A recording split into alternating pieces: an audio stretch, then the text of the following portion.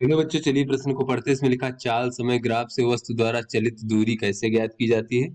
तो चलिए बच्चों, इस प्रश्न की मूल अवधारणा को हम देख लेते हैं। तो बच्चों, हमें पता है यहाँ पर कि जो चाल बराबर होता है बच्चों, वो दूरी भागे समय होता है बच्चों। इस प्रकार से, तो इस प्रकार से वस्तु द्वारा चलित दूरी देखें तो दूरी बराबर हो जाएगा बच्चों चाल गुणे समय। तो चलिए बच्चों, अपने प्रश्न को हल करते हैं। तो बच्चों, यहाँ पर अगर चाल और समय के बीच में बच्चों ग्राफ दिया गया हो इस प्रकार से, तो बच्चों ये हमारा समय हो गया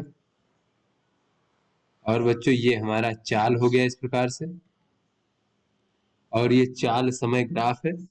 तो इससे बच्चों चलित दूरी हम किस प्रकार से ज्ञात करते हैं बच्चों? तो कोई हमारा ग्राफ मान लीजिए इस प्रकार से है, चाल और समय ग्राफ कोई इस प्रकार से बच्चों मान लीजिए कि ये हमारा वस्तु जो है ए बिंदु से बच्चों चलना प्रारंभ किया और बी बिंदु तक चला बच्चों, और ए बिंदु पर चाल इसकी इतनी थी और बी बिंदु पर चाल बच्चों इतनी है।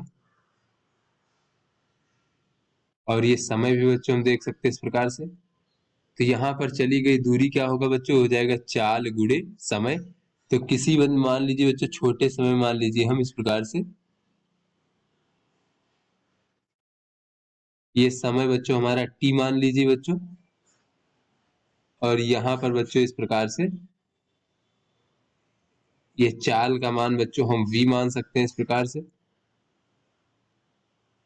यहाँ से बच्चों अगर हम देखें तो यहाँ पर बच्चों इतने समय में, टी समय में चली गई दूरी कितनी हो जाएगी बच्चों? तो ये दूरी हो जाएगी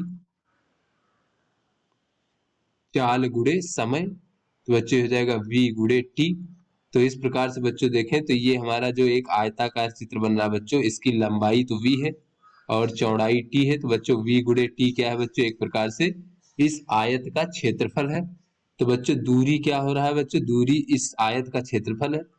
तो इस प्रकार से बच्चों अगर हम ए से बी तक चली गई पूरी दूरी देखें तो इसी प्रकार से अगर हम छोटे छोटे आयत बना लें और इसको हम v1 और इसको t1 मान लें, इसी तरह बच्चों अगला हो जाएगा बच्चों v2 t2। इस तरह गुणा करके बच्चों कुल दूरी कितनी हो जाएगी? कुल चलित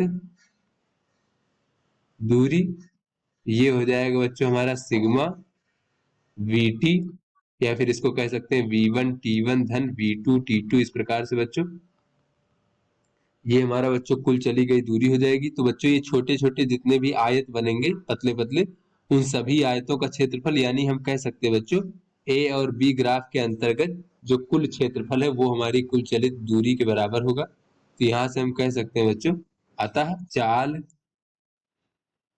समय ग्राफ के अंतर्गत जो क्षेत्रफल होता है बच्चों, अंतर्गत क्षेत्रफल,